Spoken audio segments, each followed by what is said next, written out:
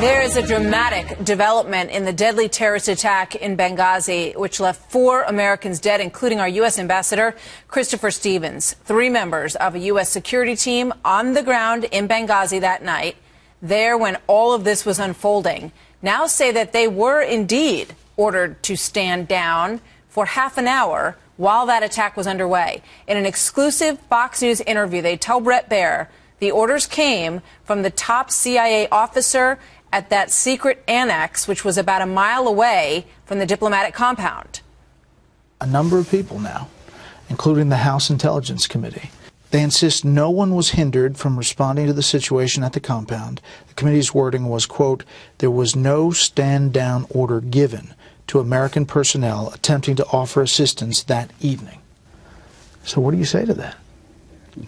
No, it happened. It happened on the ground. All I can talk about is what happened on the ground that night. To you? To us. To myself twice, and to Tig once. It happened that night. That happened. We were told to wait and stand down. We were delayed 3 times.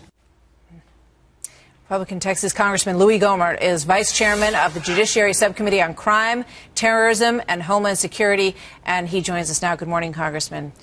Good morning, Martha. Good to see you without having to photobomb. It's good to see you. That was fun.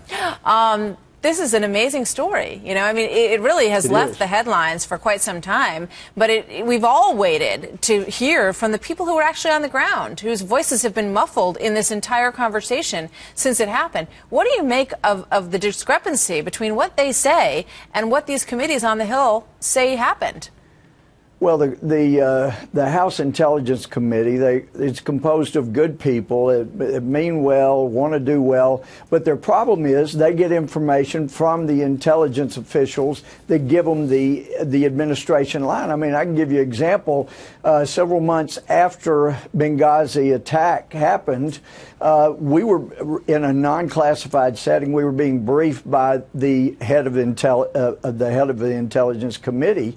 And he was saying a number of things I knew from personal people I trusted with my life, that some of the things he was saying was not right. And I finally couldn't remain silent when he said, and listen, I know that some of you have been told that there is nobody at Walter Reed, or that there are people at Walter Reed that were suffered injuries at Benghazi. And he said, I can promise you there's nobody at Walter Reed that was hurt at Benghazi. I couldn't sit quiet anymore. And I yelled out, that's not true. I had lunch with one out there yesterday.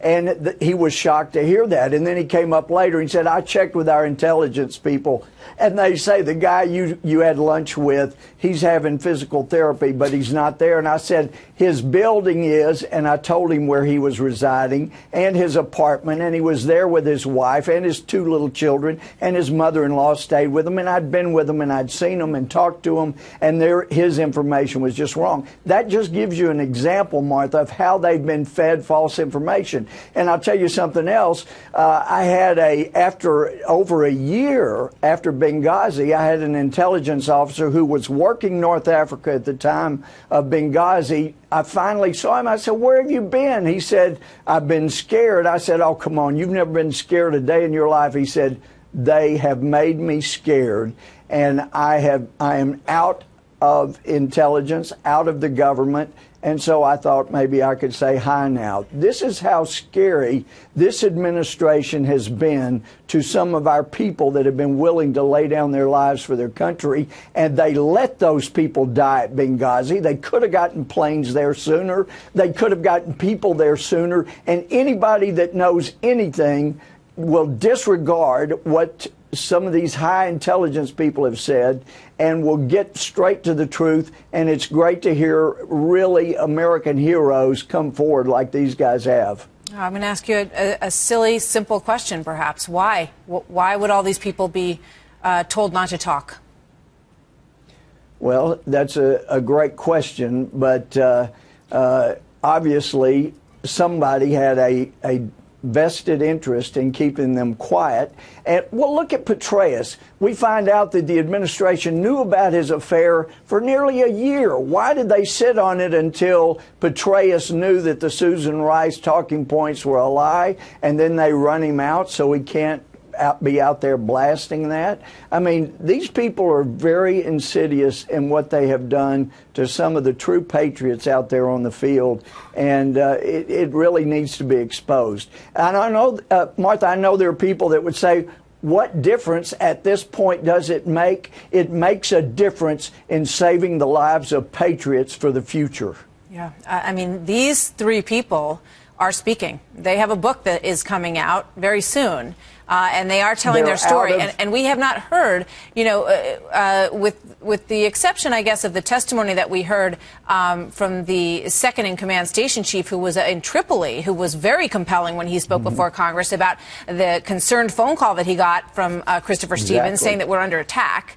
But now you've got these three individuals who were over at the annex, and we remember that the annex is where the final hours of this played out, and where Tyrone Woods and Glenn Doherty lost their lives. So these people were doing security over there. They are not going to be silent anymore. How does that change where this story heads? What happens now?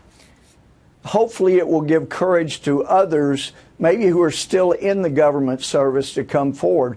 But I'm concerned that we won't get the truth until the real players are out of government service and feel free to come forward. I'll tell you another example in North Africa. I was talking to a CIA operative in a Muslim country in the area, and he told me that he personally had evidence that President Morsi in Egypt was trying to hire somebody to kill General al-Sisi. I asked all our people, do you know anything about that? They said, no, there's no evidence of anything like that. I asked General al-Sisi in the presence of some of our embassy people, and he said, yes, we knew we had evidence he was trying to get me killed. A lot of information there. They're not always forthcoming, you bet. Thank you very much for being with us, sir. Great to be with you, Martha. Thank you. So make sure to watch 13 Hours at Benghazi, the inside story. It airs tonight at 10 o'clock Eastern. Do not miss it right here on Fox News.